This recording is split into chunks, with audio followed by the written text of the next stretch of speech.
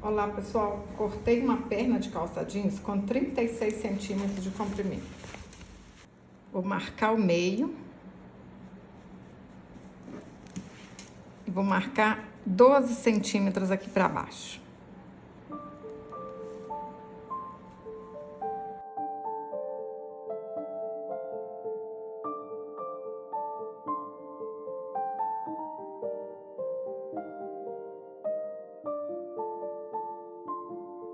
Pessoal, a gente vai desenhar essa orelha aqui, ó, à mão livre, tá?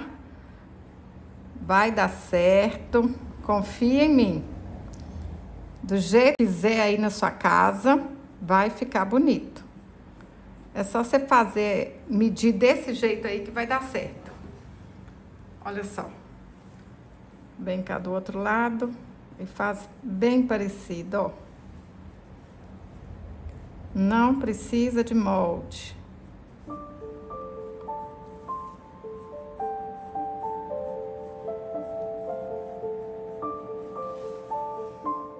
Vai ficar mais ou menos assim. Essa parte aqui eu vou deixar costurado e essa daqui eu vou cortar.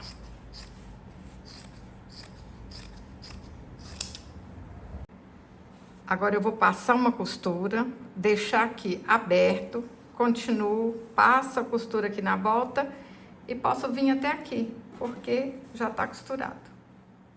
Passei a costura, agora é só cortar. Cortei, vira pro lado direito, vai ficar pronto rapidinho.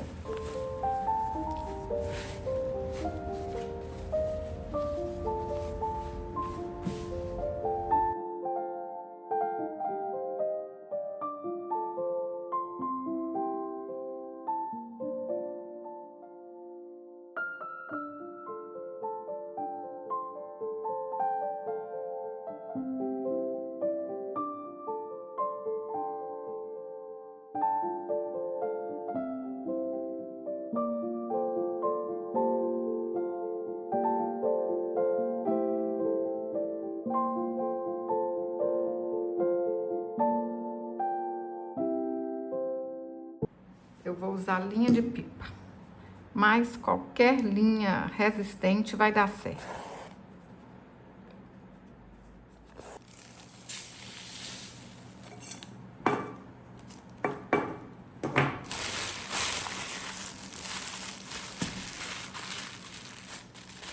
Pessoal, eu vou colocar areia para esse coelho ficar em pé bem certinho mesmo. Se for para as crianças brincarem, é só não colocar areia. E se você quiser usar esse coelho como peso de porta, coloca mais areia. Olha só, muitas utilidades.